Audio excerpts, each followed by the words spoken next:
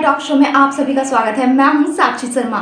High court bar association में संयुक्त सचिव प्रशासन के पद पर चुनाव की तैयारी कर रहे युवा अधिवक्ता आनंद शंकर दुबे जी आज हमारे साथ हैं, जिनके साथ आज हम बातचीत करेंगे। तो आइए शुरू करते हैं। सर, सबसे पहले तो आपका हमारे मनोज सिवाई टॉक शो में बहुत बहुत स्वागत है। बहुत बहुत धन्यवाद आपका। सर, सबसे पहले जो है मैं आपसे ये जानना चाहूँगी कि बार में जो है मोस्टली जो महासचिव और अध्यक्ष ही काम करते दिखाई देते हैं, तो ऐसे में आप जिस पद के लिए लड़ाई लड़ रहे हैं उसकी क्या भूमिका होती है और क्या काम होते हैं? पहले तो मैं आपको थोड़ा सा करेक्ट करूंगा। ऐसा नहीं है कि बार में सिर्फ अध्यक्ष या महासचिव की ही भूमिका होती है। हमारे यहाँ 28 लोगों की कार्यकारिणी होती है, जिसमें अध्यक्ष उस कार्यकारिणी को हेड करते हैं। जस्ट लाइक कि जैसे हमारे यहाँ डेमोक्रेसी में प्रेसिडेंट हेड करते हैं, वैसे ही है। सबका अपना अपना रोल है और कोई भी डिसीजन, कोई भी चीज़ होती है, कोई भी फैसला होता है जब बार लेती है आम अधिवक्ताओं के लिए, तो कार्यकारिणी यानी गवर्निंग बॉडी की मीटिंग होती है और उसमें वो पास होता है, रिजोल्यूशन है, मुद्दा है और तभी कोई एक्शन होता है। तो सबका अपना रोल है। नो डाउट कि एक हायरकी होती है हर सिस्टम में। हमारे यहाँ भी है, प्रेसिडेंट है और सेक्रेटरी है, फिर एडमिन, जॉइंट सेक्रेटरी, एडमिन है और भी अलग अलग पोस्ट हैं। और जहाँ तक सवाल आपने पूछा कि मेरी पोस्ट का क्या रोल है, यानी जॉइंट सेक्रेटरी एडमिनिस्ट्रेशन का क्या रोल है, तो देखिए अपना द नेम इटसेल्फ सजेस्ट, आपने खुद ही कहा जॉइंट सेक्रेटरी एडमिनिस्ट्रेशन, तो it relates to all the work related to administration of high court bar association, right. कोई भी एडमिनिस्ट्रेशन का वर्क है उसमें जॉइंट सेक्रेटरी एडमिन का बहुत अहम रोल होता है, एक चीज़। दूसरी चीज़, in the absence of secretary, अगर हमारे ऑनरेबल सेक्रेटरी एब्सेंट हैं किसी कारणवश, तो उनका charge, in the absence of him, उनका चार्ज जॉइंट सेक्रेटरी एडमिन के पास ही आता है। जैसे अगर अध्यक्ष एब्सेंट हैं और कोई रिजोल्यूशन पास करना है, देयर इज एन अर्जेंसी, तो उस जगह हमारे जो सीनियर वाइस प्रेसिडेंट होते हैं वो अध्यक्ष का चार्ज लेते हैं। तो in the absence of secretary, admin secretary takes the charge, वो चार्ज लेता है सेक्रेटरी का और सारे सेक्रेटरी की सिग्नेटरी से लेके सारी पावर्स वो यूज करता है। तो ये बहुत अहम रोल है, क्योंकि सेक्रेटरी हमारे यहाँ एग्जीक्यूटिव पोस्ट है, तो एग्जीक्यूटिव फंक्शंस तो हमेशा से अहम होते हैं। और जितने भी डेवलपमेंट के हैं, बिल्डिंग से लेके एसी इंस्टॉल, सारी चीज़ें, कुछ सेगमेंट्स छोड़ के, जैसे लाइब्रेरी है तो उसकी एक अलग पोस्ट है हमारे यहाँ, जॉइंट सेक्रेटरी लाइब्रेरी। प्रेस है तो उसकी एक पोस्ट है जॉइंट सेक्रेटरी प्रेस। इन सब कामों को छोड़ दिया जाए तो लगभग जितने भी एडमिनिस्ट्रेशन के काम हैं वो जॉइंट सेक्रेटरी एडमिनिस्ट्रेशन करते हैं। और सेक्रेटरी की प्रेजेंस में भी जॉइंट सेक्रेटरी एडमिनिस्ट्रेशन सेक्रेटरी को असिस्ट करते हैं, उनके साथ काम करते हैं मिलके, और सेक्रेटरी के काम में भी उनका योगदान करते हैं। तो ये एक इम्पॉर्टेंट पोस्ट है हमारे पास। तो आनंद जी, संयुक्त सचिव प्रशासन के तौर पर आपने जो भूमिका और कार्य बताया, लेकिन अभी आप उसके लिए चुनाव में के मैदान में उतरे हैं, तो आप उसके नजरिए से कौन कौन से मुद्दे लेकर आने वाले हैं? देखिए मैडम, मैं 2015-16 में कार्यकारिणी सदस्य रहा था। उस समय भी श्री राधाकांत ओझा जी ही हमारे अध्यक्ष थे और प्रेजेंटली भी अभी वो अध्यक्ष हैं बार के। तो हम लोगों ने, अगर आप लोगों को पता हो, उस ज़माने में एक हेल्थ स्कीम निकाली थी, क्योंकि हम ही लोगों के time photo affidavit centre start हुआ था हाई कोर्ट में, वो हम ही लोगों ने स्टार्ट कराया था 2015-16 में। तो उस समय हम लोगों ने, जब ये हुआ कि जो फंड जनरेट हो रहा है एक्स्ट्रा, उसका यूटिलाइजेशन हम अधिवक्ताओं की हेल्थ या मेडिकल उस पर किया जाए, तो हम लोगों ने एक हेल्थ कार्ड भी बनाता हर अधिवक्ता और उनकी वाइफ का, और उसमें 2 लाख तक का कवरेज मैक्सिमम हम लोग देते थे।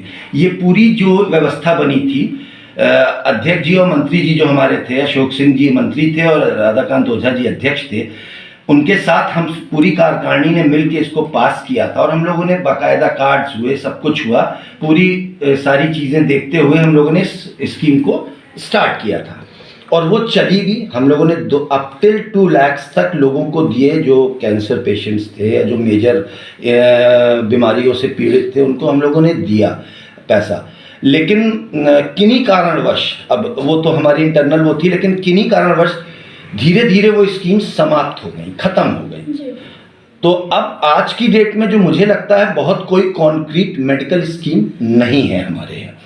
और मेरी लड़ाई शुरू से मेडिकल को लेके, मैंने उस समय भी बहुत असिस्ट किया था सेंट्रल गवर्नमेंट, चूँकि मेरे फादर सेंट्रल गवर्नमेंट एम्प्लॉय रहे हैं तो मुझे पता है CGHS स्कीम्स होती हैं, सेंट्रल गवर्नमेंट हेल्थ स्कीम्स चलती हैं हमारे यहाँ, गवर्नमेंट देती है, स्टेट स्कीम्स है, तो हम लोगों ने उसमें फील्डिंग की थी। तो मेरा शुरू से मानना था, मैंने ये मेडिकल के लिए हमेशा लड़ाई की है, उस समय भी की थी, आज भी करता हूँ। तो पहला मुद्दा तो मेरा ये है कि अब तो मैं ये कहता हूँ 2 चीज़ें हैं। एक, या तो हमारे हाई कोर्ट में डिस्पेंसरी है लेकिन वो बहुत ही ना के बराबर है जितनी स्ट्रेंथ है हमारे यहाँ लॉयर्स की। तो मेरी पहला मुद्दा ये है कि multi speciality hospital high court में बने। हमारे पास जगह की कमी नहीं है, हमारे पास किसी चीज़ की कमी नहीं है, हम एशिया के बिगेस्ट बार है, सबसे बड़े हाई कोर्ट है, हम सीधे स्टेट गवर्नमेंट से बात कर सकते हैं, हम गवर्नमेंट से बात करें कि हमें ये सुविधा दी जाए। और भाई प्रयागराज तो इलाहाबाद हाई कोर्ट प्रयागराज की शान है, तो मैं तो हमेशा चाहूँगा कि हाई कोर्ट में मल्टी स्पेशलिटी हॉस्पिटल बने। और मैं जीतता हूँ चुनाव या नहीं जीतता हूँ, ये लड़ाई मेरी जारी रहेगी, ये मेरी जारी रहेगी, ये मुद्दा मेरा शुरू से था। और अगर किसी कारण से, और तब तक जब तक कि मल्टी स्पेशलिटी हॉस्पिटल नहीं बन पाता, क्योंकि समय भी लगेगा, टाइम टेकिंग प्रोसीजर है, तब तक एक हेल्थ स्कीम अधिवक्ताओं के लिए आनी चाहिए। तो सर अभी जो हाल ही में बार के लॉज में कुछ संशोधन हुए हैं, आप उनसे कितना सहमत हैं? देखिए, हर चीज़ के प्लस और माइनस होते हैं, नेगेटिव्स भी हैं, पॉजिटिव्स भी हैं। मेरा एक चीज़ मानना है कि पॉजिटिव चीज़ें लेनी चाहिए और नेगेटिव को फिल्टर करना चाहिए। मुद्दा ये है कि जैसे एक अधिवक्ता को हमारे यहाँ जो अभी अमेंडमेंट हुआ है उसमें उन्होंने केसेस की डिमांड की, केसेस मांगे गए, ठीक है, वो कोई दिक्कत नहीं है, 5 केसेस कहा गया वोटर के लिए, वो लेकिन समस्या एक चीज़ जो इसमें मिस की गई, इसमें कोई दिक्कत नहीं है, मैं इसको बुरा नहीं मानता, लेकिन एक चीज़ की जो दिक्कत है वो ये है कि जो अधिवक्ता मान लीजिए 3 साल के बाद काम कर रहा है और रेगुलर आ रहा है और उसके पास केस नहीं है, मान लीजिए वो डेली है हाई कोर्ट में लेकिन उसके पास किसी कारणवश केस नहीं है, तो क्या वो रेगुलर नहीं है? क्या वो हमारा अधिवक्ता नहीं है? तो ये थोड़ी सी चीज़ें हैं जिसकी भरपाई होनी चाहिए। और मेरे हिसाब से अगर इस तरह का कोई काम करना है तो मैंने पहले भी सलाह दी थी अपनी बार को और आज भी कहता हूँ कि बायोमेट्रिक स्कीम क्यों नहीं लागू होती है? बायोमेट्रिक लगवाएं भाई, हमारे यहाँ लगभग 220 से 240 दिन होते हैं सालाना, अगर उसमें 100 जो भी 40% 45% अटेंडेंस मस्ट कर दें, तो जो लोग 45% या 50% आ रहे हैं they will become a regular practitioner lawyers. तो ये अभी चल भी रहा है मामला, अभी अमेंडमेंट हुआ है, सारी चीज़ें हैं। तो आपको क्या लगता है कि ये जो संशोधन हुए हैं बार की बेहतरी के लिए किए गए हैं कि नहीं? देखिए, किसी भी चीज़ का रिजल्ट भविष्य बताता है, फॉर्चून टेल्स। तो अभी तो ये कहना इट्स टू अर्ली कि जो चेंजेस हुए हैं उसका असर पॉजिटिव जाएगा या नेगेटिव, लेकिन जैसा कि मैंने आपको अभी बताया कि मेरे हिसाब से कुछ अच्छाइयाँ हैं बहुत, लेकिन कुछ चीज़ें ये हैं कि बायोमेट्रिक होना चाहिए, बायोमेट्रिक से चीज़ें आसान हो जाएंगी और बेटर होंगी।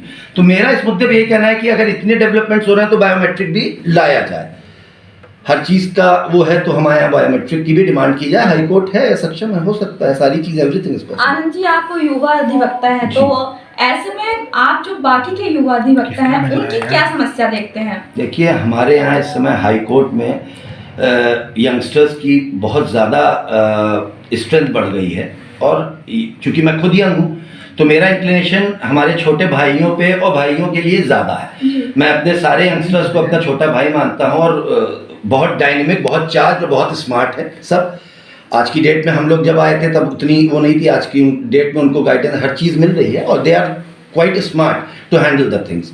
मेरा मानना ये कि आज की डेट में जो लिस्टिंग की समस्या है हमारे यहाँ, पहले तो वो ठीक होनी चाहिए। एक NIC एक सिस्टम हमारे यहाँ लागू हुआ, उस NIC सिस्टम के तहत हमारे यहाँ लिस्टिंग की बहुत प्रॉब्लम्स होती। पहले जहाँ ऑल्टरनेट डे पे मुकदमा, फ्रेश मुकदमा आ जाता था डाइस पे, आज की डेट में हमें पता नहीं रहता, अनसर्टेनिटी रहती है कि 3 दिन में आएगा, 5 दिन में आएगा या 8 दिन में आएगा।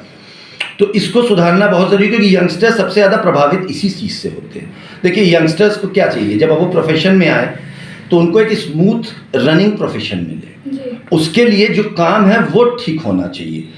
मेडिकल मैंने जैसे कि कहा कि यंगस्टर्स के लिए बहुत ज़रूरी है, क्योंकि उनकी इनकम शुरुआत में बहुत अच्छी नहीं होती है। वो दे स्ट्रगल, हम लोग भी स्ट्रगल किए शुरुआत में, किसी भी प्रोफेशन में स्ट्रगल होता, वकालत में भी है, हमारी फैटर्निटी में भी, लेकिन उनको कितना सपोर्ट मिल सकता है वो हमें देखना चाहिए। उनको मेडिकल की फैसिलिटी मिलनी चाहिए, उनको स्टाइपेंड्स मिलना चाहिए। मैं तो कहता हूँ उनको स्टाइपेंड्स मिलना चाहिए शुरू में, 1 साल दीजिए, 2 साल दीजिए, 3 साल, लेकिन मिलना चाहिए। तो देखिए बहुत सी चीज़ें हैं, मैंने कहा ना, हॉस्पिटल की, मेडिकल फैसिलिटी, लिस्टिंग की समस्याएं, stipend, there are so many things. आप उनको देंगे तो एक फैटर्निटी का फ़ायदा होगा, और देखिए यंगस्टर से ही आगे काम चलना है।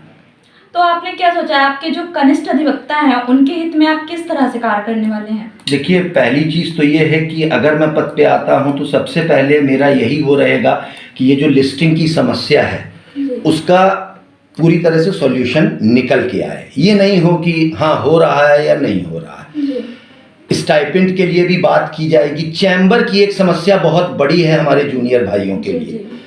हालांकि अभी गवर्नमेंट ने हमारे यहाँ चैम्बर के लिए काफ़ी किया है, लेकिन अभी कंस्ट्रक्शन होते होते समय लगेगा। तो चैम्बर की एक दिक्कत उनको जो है, वो चैम्बर की प्रॉब्लम सॉल्व होनी चाहिए कि उनको चैम्बर्स बैठने के लिए, अच्छा क्लाइंट आएगा तो जूनियर्स कहाँ जाएंगे बताइए?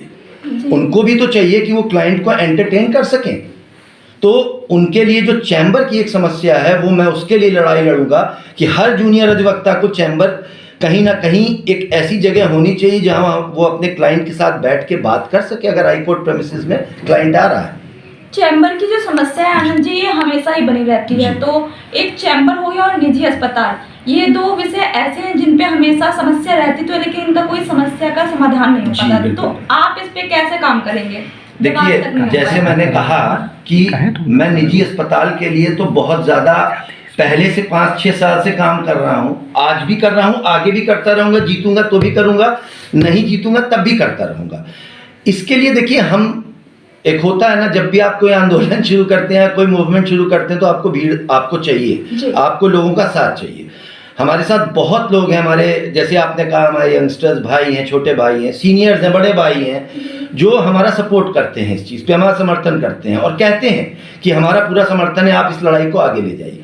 हम यहाँ से लेकर लखनऊ तक इस लड़ाई को लेके जाने के लिए तैयार हैं और ले जाएंगे। अगर मैं जीतता हूँ, नहीं जीतता हूँ, तब भी अपने लेवल पे जितना है मेरे पास क्षमता प्रयास करूँगा, और अगर जीतता हूँ तो मैं ये हर अधिवक्ता, हर अपने भाई से वादा करता हूँ कि मैं इस मल्टी स्पेशलिटी हॉस्पिटल बनाने के लिए यहाँ से लेकर लखनऊ तक जो भी बन पड़ेगा मुझसे वो मैं करूँगा। लेकिन मैं इस अस्पताल को गवर्नमेंट से भी बात करके कि वो हमारी मदद करें और इस हॉस्पिटल को डेवलप करें इलाहाबाद हाई कोर्ट में। ये मेरी पहली प्राथमिकता है, मैंने पहले भी आपको बताया। तो और जहाँ तक आपने कहा चैम्बर की, तो अभी जितना है चैम्बर में, देखिए फ़िलहाल तो अभी आने वाले समय में अभी हम ये तो नहीं कह सकते कि कब तक कंस्ट्रक्शंस कंप्लीट होंगे, लेकिन जब कंस्ट्रक्शंस कंप्लीट होंगे तो मेरे हिसाब से चैम्बर लगभग सबको अलॉट हो जाना चाहिए। जिस तरह से बन रहा है, बहुत पार्किंग की भी समस्या हमारे यहाँ है। आप देखती हैं पोलो ग्राउंड के पास पूरी पार्किंग है, रोड पे पार्किंग है। पहले तो प्रेमिसेस में था, अब तो प्रेमिसेस में बिल्कुल अलाउ ही नहीं है। ठीक है, वो सिक्योरिटी रीजन से ठीक भी है। तो पार्किंग और चैम्बर की व्यवस्था आने वाले भविष्य में तो ठीक हो जाएगी, लेकिन अगर मैं पद पे आता तो मैं सबसे पहले चैम्बर की व्यवस्था ये देखूंगा। 15-16 में भी हम लोगों ने चैम्बर अलॉट किया था, आपको बताओ। देखिए जगह ढूंढनी पड़ेगी, सिंपल तरीका हमने ढूंढी थी। आपको पता होगा, अंबेडकर बिल्डिंग की बात नहीं कर रहा हूँ, अंबेडकर भवन हाई कोर्ट में बना था एक, वो हमारे टाइम ही कंस्ट्रक्ट हुआ था और उसमें 3 ग्राउंड फ्लोर, फर्स्ट फ्लोर, 2 जगह बना था। और हम लोगों ने करीब त्रिभुवन उपाध्याय हॉल जो हमारे यहाँ है, 15-16 में हम लोगों ने करीब लगभग 1200 लोगों को चैम्बर अलॉटमेंट किया था, जो आज भी उस जगह बैठे हुए हैं। हमें देखना ये कि प्रेमिसेस में जगह कहाँ खाली है, उस जगह का सदुपयोग करते हुए वहाँ हमको चैम्बर डेवलप करने हैं और सीनियरिटी जो सिस्टम है उस सिस्टम के हिसाब से अलॉटमेंट करने। लेकिन जिजीविषा चाहिए, करने के चाह चाहिए, जगह देखनी पड़ेगी, बैठना पड़ेगा, सोच रखनी पड़ेगी, विजन करना पड़ेगा, काम करना पड़ेगा।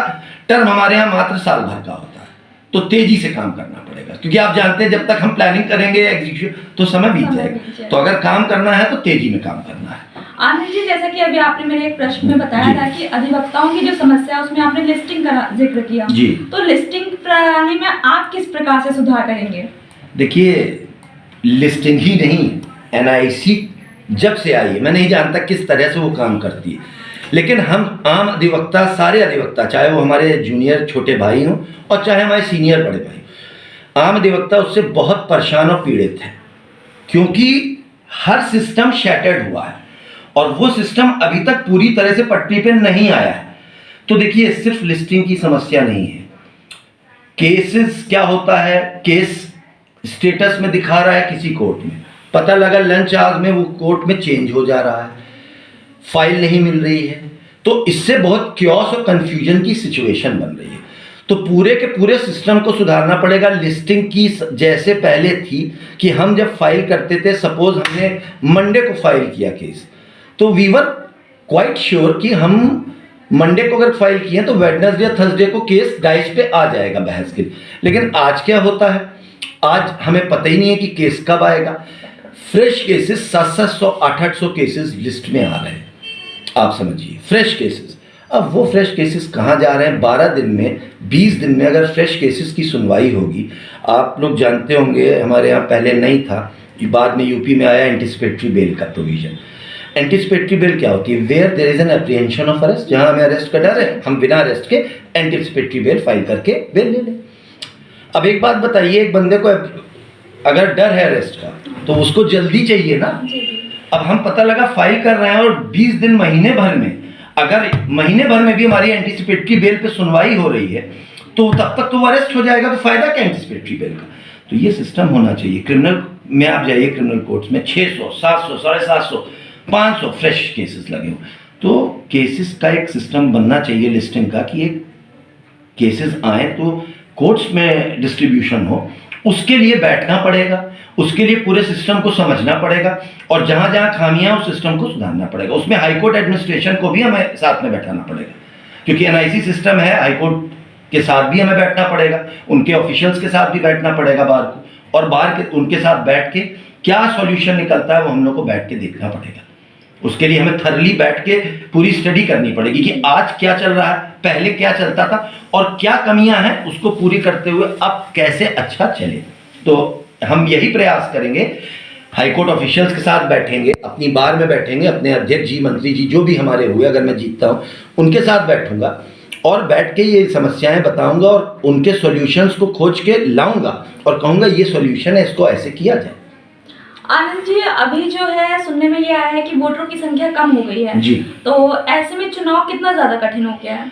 मैम देखिए, अभी पूरी तरह से इसमें कहना अतिशोक्ति होगी, क्योंकि पहली लिस्ट में 7100 थे वोटर, मेल की बात कर रहा हूँ, फीमेल्स में शायद 250 या 300 थे। उसके बाद हमारे यहाँ वो चलता रहा, ऑब्जेक्शंस आए तो अगले दिन 8200 हो गया, 1-2 दिन बाद, कि जो ऑब्जेक्शंस आए सही हुए वो 1100 बढ़ गए।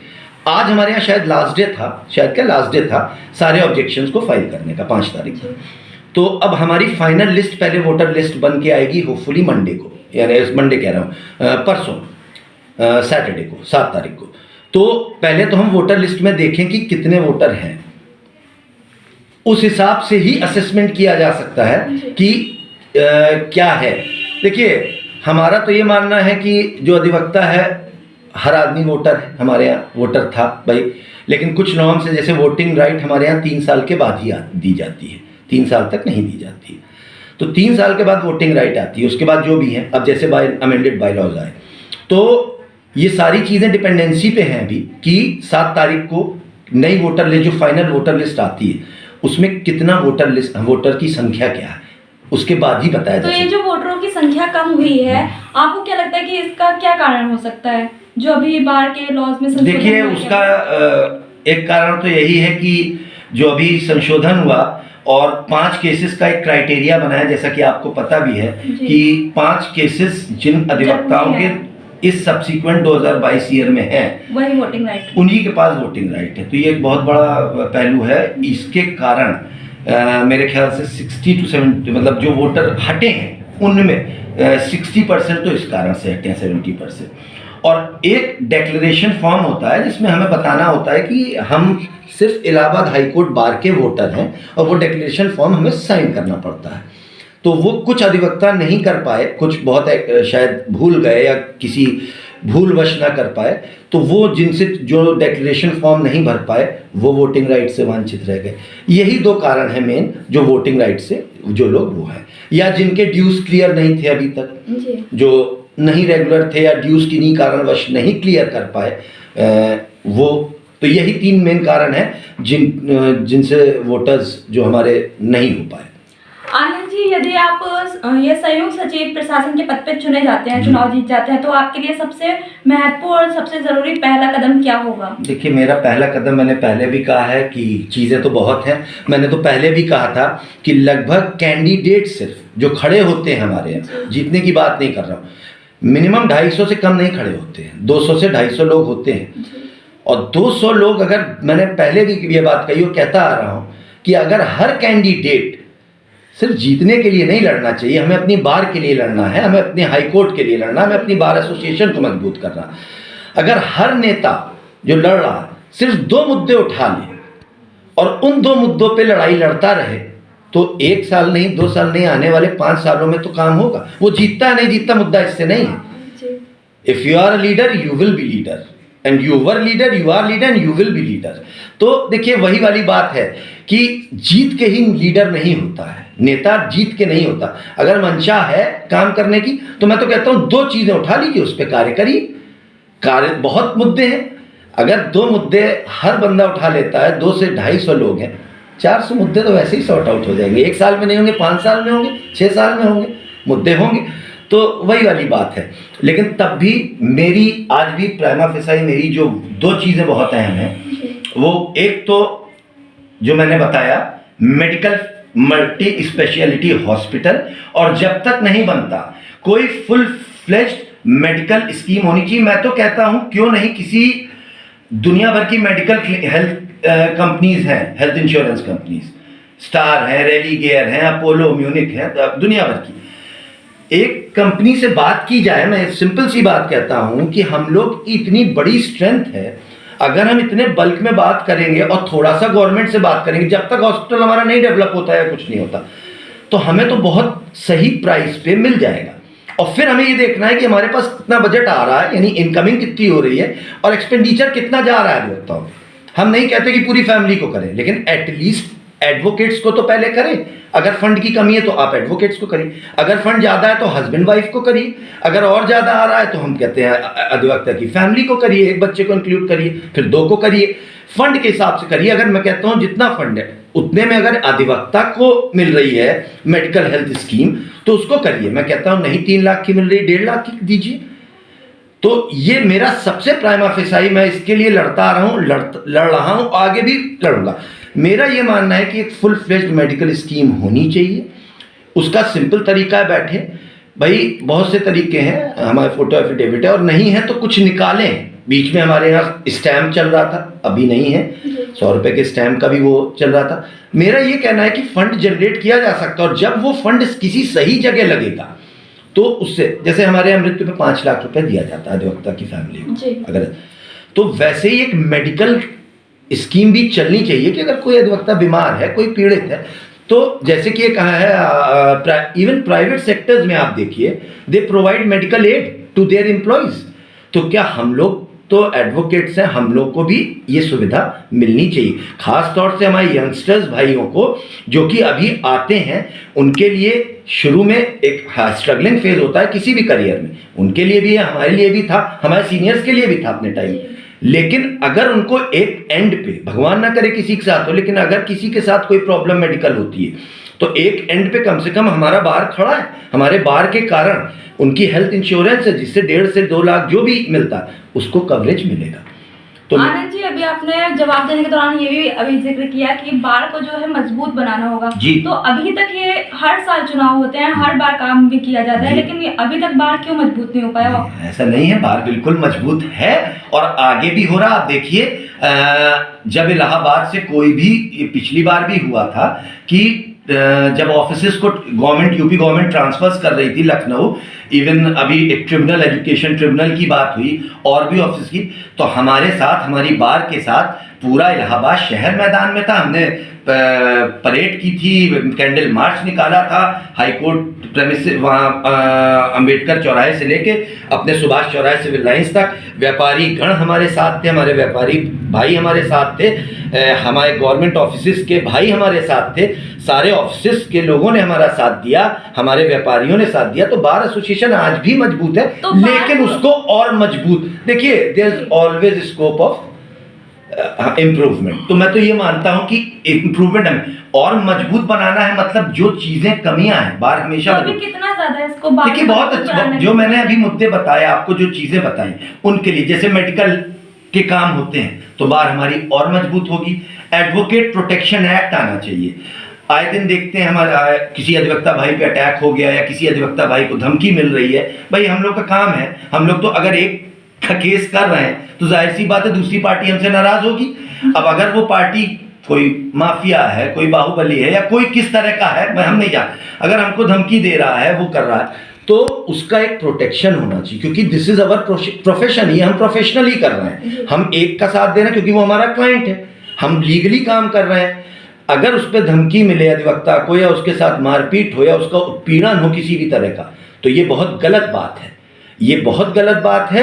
और इसके लिए मैं हमेशा से कह रहा हूं एडवोकेट प्रोटेक्शन एक्ट आना चाहिए। एमपी में आने वाला, आ गया है शायद, तो यूपी में क्यों नहीं? हम तो सबसे बड़े हैं, पूरे एशिया में बिगेस्ट बार है वो, और हमें इसका गर्व है कि हम इलाहाबाद हाई कोर्ट में प्रैक्टिस करते हैं, हम एशिया के बिगेस्ट बार के मेंबर हैं। लेकिन मैंने जैसे कि कहा कि बार आज भी सशक्त है, पहले भी थी, तो लेकिन अधिवक्ताओं की सुरक्षा के लिए आप क्या चाहते हैं कि एडवोकेट प्रोटेक्शन एक्ट बिल आना चाहिए और स्टेट गवर्नमेंट को इसको पास करना चाहिए। इसकी लड़ाई हम लोग लड़ रहे हैं और आगे भी लड़ते रहेंगे। इस बिल को पास करना चाहिए, एडवोकेट प्रोटेक्शन एक्ट हर हाल में आना चाहिए। मैं तो ये कहता हूँ हर अधिवक्ता की सुरक्षा जरूरी है, वो सरकार की जिम्मेदारी है। जी, तो आप अभी अध्यक्ष और महासचिव के पैनल में चुनाव लड़ रहे हैं या फिर व्यक्तिगत रूप से लड़ रहे हैं? देखिए हर इंसान, ये तो लोकतांत्रिक व्यवस्था है, हर पोस्ट पे हर व्यक्ति स्वतंत्र है लड़ने के लिए, जिसको लड़ना है स्वागत है। और मैं भी स्वतंत्र रूप से लड़ रहा हूं, मैं किसी पैनल में नहीं हूं, मैं स्वतंत्र रूप से अपनी पोस्ट पे चुनाव लड़ रहा हूं। आनंद जी, आप अध्यक्ष के रूप में किसको देखना चाहते हैं? जी देखिए, मैं तो कोई भी आए, हमारा बड़ा भाई होगा, हमारे सीनियर होंगे, हमारे बड़े होंगे, हमारे आदरणीय होंगे। वो कौन आता है ये तो जनता डिसाइड करेगी, मैं कौन होता हूँ बताने वाला। लेकिन जो भी आए, मैं ये उनसे यही मेरी प्रार्थना रहेगी और यही मेरी वो है कि जो मैंने बातें कही हैं, बहुत से मुद्दे होंगे भाई, वो बड़ा पद है, बड़ी जिम्मेदारी है, लेकिन जो चीज़ें मैंने भी कही हैं कुछ, उन पे ध्यान दें जो भी जीत के आता है। और महासचिव के लिए आपकी नज़र में पहली पसंद कौन होगा? देखिए, मैं फिर वही बात कहूँगा कि इसमें मेरी कोई पहली पसंद नहीं है, क्योंकि मैं खुद चुनाव लड़ रहा हूँ, तो मैं अपने आप को अपने पद पे पहली पसंद स्वयं को मानता हूँ। जहाँ तक बात है फिर कि सेक्रेटरी, ऑनरेबल सेक्रेटरी की पोस्ट के लिए भी या महासचिव की पोस्ट के लिए भी मैं फिर यही कहूँगा कि जो भी आता है हमारा बड़ा भाई होगा, हमारे सीनियर होंगे, और मैं तहे दिल से जो भी जीत के आता है उनका सम्मान के साथ उनका स्वागत, अभिनंदन करूँगा, है अभी से। और फिर यही प्रार्थना उनसे भी करूँगा कि जो मैंने मुद्दे उठाए हैं, मैं जीत के आऊँ या ना आऊँ, जो भी जीत के आते हैं, चाहे वो अध्यक्ष हो या मंत्री हो या मेरी ही पोस्ट पे, मैं उनसे दिल से कहता हूं कि आप इन मुद्दों पे कार्य करें, मैं आपके साथ रहूंगा, जीत के आता हूं तो भी रहूंगा, नहीं जीतता हूं तो एक आम अधिवक्ता बार के मेंबर की तरह आपके साथ कार्य करता रहूंगा। आनंद जी, अधिवक्ताओं की इतनी सारी समस्याएं हैं, सभी लोग चुनाव भी लड़ते हैं, हर साल कुछ ना कुछ होता ही है, लेकिन उसके बाद भी बार की समस्याएं खत्म नहीं होती हैं। तो ऐसे में आपको क्या लगता है कि अभी बार का जो कार्यकाल है वो कम है, उसको इसमें क्या सुधार करना चाहिए? देखिए, एक चीज़ तो आप जानती हैं, जितनी बड़ी फैमिली उतनी प्रॉब्लम्स। तो हमारी ये फैमिली है, हाईकोर्ट बार के जितने भी मेंबर्स हैं, मैं उनको अपना परिवार मानता हूँ। और परिवार मानता क्यों? हमारा परिवार है एक बहुत बड़ा समय दिन का, 9 बजे हम लोग कोर्ट निकलते हैं, 10 और शाम को 5 बजे कोर्ट से लगभग 5 साढ़े 5 बजे तक लौटते हैं।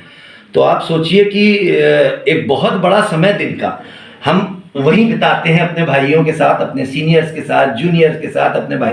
तो वो एक परिवार है। और तो ये जो बार के कार्यकाल की अवधि है जी, वो आपको क्या लगता है कि कम है कि सही है? देखिए, जब परिवार बड़ा होता है तो जिम्मेदारियां ज़्यादा होती हैं, और जब परिवार बड़ा होगा, जिम्मेदारियां ज़्यादा होंगी और संसाधन उतने ही हैं, तो थोड़ा सा मैनेजमेंट में समस्याएं आती हैं, ठीक है। लेकिन उन समस्याओं को समाधान भी करना हमारी ही जिम्मेदारी। ये कह के पल्ला झाड़ लेना क्योंकि स्ट्रेंथ बहुत ज़्यादा है, फैमिली बहुत बड़ी है, तो प्रॉब्लम को नकारा नहीं जा सकता।